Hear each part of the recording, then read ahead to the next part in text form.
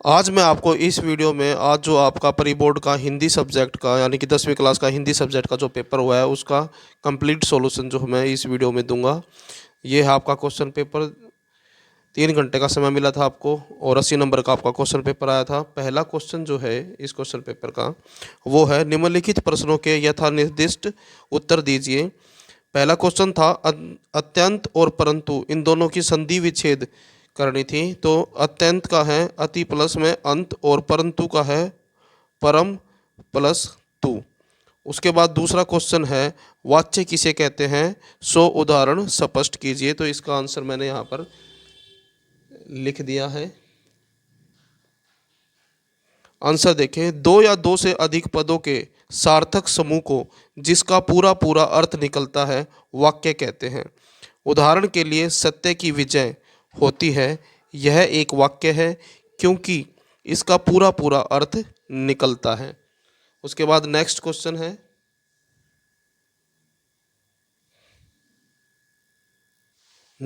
है, गए। यहाँ पर पंकज और बादल इन दोनों के दो दो पर्यायवाची बताने थे। तो पहला पंकज है, पंकज का जो पर्यायवाची है वो है नीरज और सरोज। और दूसरा था बादल, और बादल का जो पर्यायवाची है वो है मेघ और जलधर। उसके बाद नेक्स्ट क्वेश्चन है, घ प्रत्येक और स्वागत इन दोनों में से उपसर्ग छांटना था। तो प्रत्येक में जो है प्रति उपसर्ग है और स्वागत में सु उपसर्ग है। उसके बाद नेक्स्ट क्वेश्चन में विधि समास इन दोनों के विलोम शब्द बताने थे। तो विधि का विलोम शब्द होता है निषेध और समास का विलोम शब्द होता है व्यास। उसके बाद ये जो नेक्स्ट क्वेश्चन है, क्वेश्चन नंबर 6, इन सब के आंसर जो है मैंने नोटबुक में लिख रखे हैं। जो एक एक नंबर वाले क्वेश्चन है मैं आपको इस क्वेश्चन पेपर में से करवा दूंगा, और बाकी जो क्वेश्चनों के आंसर है वो मैंने नोटबुक में लिख रखे हैं जो मैं आपको दिखाऊंगा। 5वां क्वेश्चन जो है MCQ वाला है। तो पहला क्वेश्चन है इसमें, गोपियों के लिए व्याधि क्या है। तो इसका आंसर है रोग। दूसरा क्वेश्चन है, तुलसीदास की कविता में कुम्हड़ बतियाँ क्या क्या अर्थ है। तो इसका आंसर है बहुत कमजोर। नेक्स्ट क्वेश्चन है, श्री ब्रज दुल्हे देव सहाय में देव शब्द का अर्थ है। तो इसका आंसर है कवि देव। नेक्स्ट क्वेश्चन है, जयशंकर प्रसाद ने भावहीन मन को क्या कहा है। तो इसका आंसर है रीति गागर। उसके बाद नेक्स्ट क्वेश्चन है, किसकी आभा नहीं अट रही है। तो आंसर है फागुन की। और नेक्स्ट क्वेश्चन है, फसल किसके स्पर्श की महिमा है। तो आंसर है हाथों की। और उसके बाद नेक्स्ट क्वेश्चन है, कन्यादान कविता में प्रामाणिक किसे कहा गया है। तो आंसर है दुख को। और नेक्स्ट क्वेश्चन है, शरद रात आने पर भी किसके न खिलने का दुख है। तो आंसर है चांद के। इन सभी क्वेश्चनों के आंसर जो है मैंने नोटबुक में लिख रखे हैं। एक एक नंबर वाले मैं क्वेश्चन पेपर में से कराऊंगा, बाकी मैं आपको नोटबुक में इनके आंसर दिखाऊंगा। पहला क्वेश्चन जो है 11 नंबर में MCQ वाला वो क्वेश्चन है, नेताजी का चश्मा पाठ में कैप्टन कौन है। तो आंसर है चश्मे वाला। उसके बाद नेक्स्ट क्वेश्चन है, बाल गोविंद भगत कैसे कद के आदमी थे। इसका आंसर है 4 मंझोले। नेक्स्ट क्वेश्चन है, नवाब साहब ने खीरे की फाखों को कैसी नज़र से देखा। तो आंसर है सहतरसण। और नेक्स्ट क्वेश्चन है, फादर कामिल बुल्के भारत में कितने वर्ष रहे। तो इसका आंसर है 47 यानी कि 47 वर्ष। नेक्स्ट क्वेश्चन है, मनु भंडारी के पिता रसोई घर को क्या कहते थे। तो आंसर 3 जो है इसका आंसर है भटियार खाना। नेक्स्ट क्वेश्चन है क्वेश्चन नंबर 6, किसकी धर्मपत्नी ने शंकराचार्य के छक्के छुड़ा दिए थे। तो आंसर है मंडन मिश्र। उसके बाद नेक्स्ट क्वेश्चन है, किस मंदिर की ड्योढ़ी के नौबत खाने से शहनाई की मंगल ध्वनि सुनाई देती है। तो आंसर है बालाजी।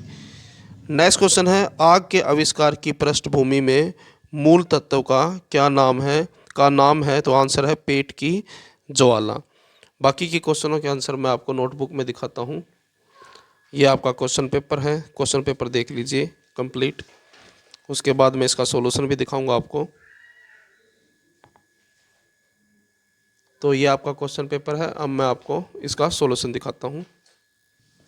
अण तक के प्रश्नों के उत्तर मैंने आपको क्वेश्चन पेपर में दिखा दिए थे। उसके बाद नेक्स्ट क्वेश्चन है क्वेश्चन नंबर 6, पदबंध किसे कहते हैं, उदाहरण सहित स्पष्ट कीजिए। आंसर देखें, वाक्य के उस अंश को जिसमें एक से अधिक पद परस्पर संबंध होकर अर्थ बोध कराता है उसे पदबंध कहते हैं। जैसे थोड़ा खाने वाला आज अधिक खा लिया। नेक्स्ट क्वेश्चन है 6। निम्न मुहावरों का अर्थ बताकर वाक्य में प्रयोग कीजिए। पहला मुहावरा है आग उगलना। इसका मतलब होता है कड़वी बातें कहना।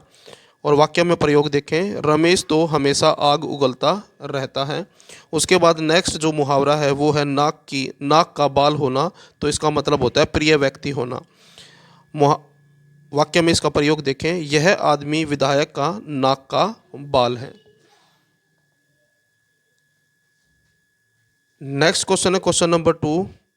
क्वेश्चन नंबर 2 का क्या क्वेश्चन, दोहा छंद किसे कहते हैं, उदाहरण सहित लिखें। आंसर देखें, दोहा अर्धसम मात्रिक छंद है। यह 2 पंक्ति का होता है। इसमें 4 चरण माने जाते हैं, जिसमें विषम चरणों यानी कि प्रथम और तृतीय में 13-13 मात्राएं और सम चरणों द्वितीय और चतुर्थ में 11-11 मात्राएं होती हैं। उदाहरण देख लीजिए, बड़ा हुआ तो क्या हुआ, जैसे पेड़ खजूर, पंथी को छाया नहीं, फल लागे अति दूर। उसके बाद नेक्स्ट क्वेश्चन है, यमक अलंकार की परिभाषा उदाहरण देकर स्पष्ट कीजिए। आंसर देखें, जिस काव्य में समान शब्द के अलग अलग अर्थों में आवर्ती हो वहाँ यमक अलंकार होता है। यानी जहाँ एक ही शब्द जितनी बार आए उतने ही अलग अलग अर्थ दे। एग्जाम्पल देखें, कनक कनकते सौगुनी मादकता अधिकाय, या खाए बरोत नर या पाए बोसाए। नेक्स्ट क्वेश्चन है क्वेश्चन नंबर 3। निम्नलिखित में से किसी एक विषय पर निबंध लिखें। जो ऑप्शन दिए गए थे वो थे, नशा विनाश का मार्ग, शिक्षा और नारी, भारत में हिंदी, राष्ट्रीय एकता, जहाँ सम्मति तह संपत्ति नाना। तो यहाँ पर मैंने जो विषय है शिक्षा और नारी, इस विषय के ऊपर जो है ऐसे लिखा है। आंसर देखें, भारत में महिला साक्षरता नए ज़माने की अहम ज़रूरत है। महिलाओं के शिक्षित हुए बिना हम देश के उज्जवल भविष्य की कल्पना भी नहीं कर सकते। परिवार, समाज और देश की उन्नति में महिलाओं की भूमिका बहुत महत्वपूर्ण है। भारत के लोकतंत्र को सफल बनाने का एकमात्र रास्ता यही है कि महिलाओं तथा पुरुषों को शिक्षा हासिल करने के लिए बराबरी का हक दिया जाए। शिक्षित महिलाएं ही देश, समाज और परिवार में खुशहाली ला सकती हैं। यह कथन बिल्कुल सत्य है कि एक आदमी सिर्फ एक व्यक्ति को ही शिक्षित कर सकती है जिससे पूरे देश को शिक्षित किया जा सकता है। यहाँ पर शक्ति के बजाय सख्ता आएगा, जिससे पूरे देश को शिक्षित किया जा सकता है। आज महिला शिक्षा के महत्व को समझना बहुत आवश्यक है, क्योंकि वे अपने बच्चों की पहली शिक्षक हैं जो आगे जाकर देश के निर्माण को एक नई पहचान देंगे। किसी भी बच्चे का भविष्य उसकी माँ द्वारा दिए प्यार और परवरिश पर निर्भर करता है, जो एक महिला ही कर सकती है। हर बच्चा अपनी ज़िंदगी की पहली सीख अपनी माँ से ही हासिल करता है। इसलिए माँ का शिक्षित होना बेहद ज़रूरी है, जिससे वह अपने बच्चे में वे गुण डाल सके जो उसके जीवन को सही दिशा दे सके। शिक्षित महिलाएं सिर्फ अपने बच्चे को ही नहीं बल्कि उनके आसपास और कई लोगों की ज़िंदगी को बदल सकती हैं, जो देश को विकसित करने में महत्वपूर्ण किरदार अदा कर सकते हैं।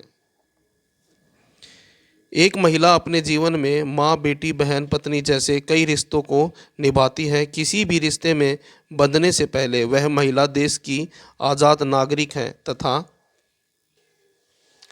वह उन सब अधिकारों की हकदार है जो पुरुषों को मिले हुए हैं।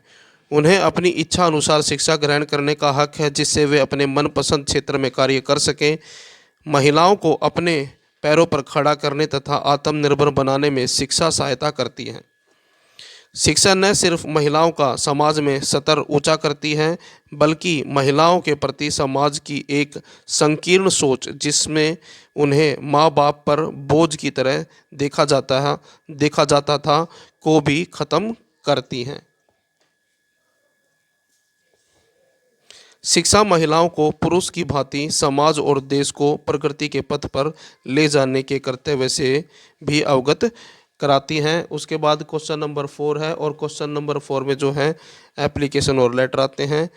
तो यहाँ पर जो एप्लीकेशन दी गई है, स्वास्थ्य का महत्व बताते हुए अपने मित्र को पत्र लिखें, ये पत्र है। उसके बाद नीचे जो है, अपने विद्यालय में खेलों की समुचित व्यवस्था करवाने के लिए मुख्य अध्यापक को पत्र लिखें। तो ये एक एप्लीकेशन है। आंसर देखें, ये एड्रेस दिया गया है। उसके बाद जो मेन जो लेटर है उसके बारे में, पत्र जो है उसके बारे में मैं आपको बताता हूँ। तुम्हारा पत्र पढ़कर मुझे बहुत दुख हुआ कि इन दिनों तुम्हारा स्वास्थ्य खराब है। मित्र, अपने स्वास्थ्य का ख्याल रखो। वो कहावत तो तुमने सुनी ही होगी, एक तंदुरुस्ती हजार नियामत, या हेल्थ इज़ वेल्थ। स्वस्थ रहने के लिए तुम प्रतिदिन व्यायाम किया करो, जिससे आपका स्वास्थ्य ठीक रहेगा, क्योंकि एक स्वस्थ व्यक्ति ही समाज की प्रगति में अपना योगदान दे सकता है, और बीमार व्यक्ति सभी के लिए बोझ के समान हो जाता है। इसलिए आप अपने स्वास्थ्य का विशेष ध्यान रखें, जिससे आप अपने परिवार और समाज में अहम योगदान दे सकें। नेक्स्ट क्वेश्चन है क्वेश्चन नंबर 6। क्वेश्चन है, श्री राम ने परशुराम के क्रोध को शांत करने के लिए क्या किया? आंसर देखें, उनके क्रोध को शांत करने के लिए श्री राम ने उनसे बिना किसी हर्ष या विषाद के कहा कि हे नाथ, शिवजी के धनुष को तोड़ने वाला कोई आपका ही दास होगा। उनकी वाणी में सहजता थी, मिठास थी। वे किसी भी प्रकार से परशुराम के गुस्से को बढ़ाने वाली वाणी नहीं बोले थे।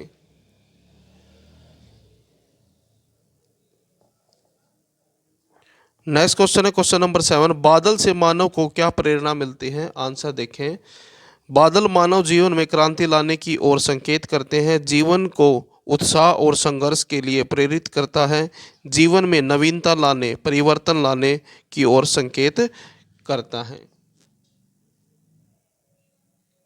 नेक्स्ट क्वेश्चन है क्वेश्चन नंबर 8। तुम्हारी यह दंतुरित मुस्कान मृतक में भी डाल देगी जान, काव्य सौंदर्य स्पष्ट कीजिए। आंसर देखें, इस कविता में कवि एक ऐसे बच्चे की सुंदरता का बखान करता है जिसके अभी अभी 1-2 दांत ही निकले हैं, अर्थात बच्चा 6 से 8 महीने का है। जब ऐसा बच्चा अपनी मुस्कान बिखेरता है तो इससे मुर्दे में भी जान आ सकती है। नेक्स्ट क्वेश्चन है क्वेश्चन नंबर 9। माँ ने कहा लड़की होना पर लड़की जैसी दिखाई मत देना, भाव सौंदर्य बताइए। आंसर देखिए, माँ लड़की को सभ्य, शिष्ट और व्यवहार कुशल बनाना चाहती थी, परंतु परिवार और समाज के शोषण और अन्याय से भी उसे बचाना चाहती थी। वह मर्यादित जीवन को समझने पर कमजोर पड़कर अत्याचार न सही। नेक्स्ट क्वेश्चन है क्वेश्चन नंबर 10। छाया मत छूना कविता का संदेश क्या है? आंसर देखें, छाया मत छूना कविता के माध्यम से कवि यह कहना चाहता है कि जीवन में सुख और दुख दोनों आते हैं, जाते रहते हैं। विगत समय के सुख को याद करके वर्तमान के दुख को बढ़ा लेना अनुचित है। तो इसके बाद के जो क्वेश्चन है मैं आपको नेक्स्ट वीडियो में अवेलेबल करा दूंगा। वीडियो अच्छी लगी तो लाइक करें, चैनल को सब्सक्राइब करके ऑल के बटन के ऊपर क्लिक कर लें, ताकि जब नेक्स्ट वीडियो अपलोड हो तो उसका नोटिफिकेशन आपको मिल जाए।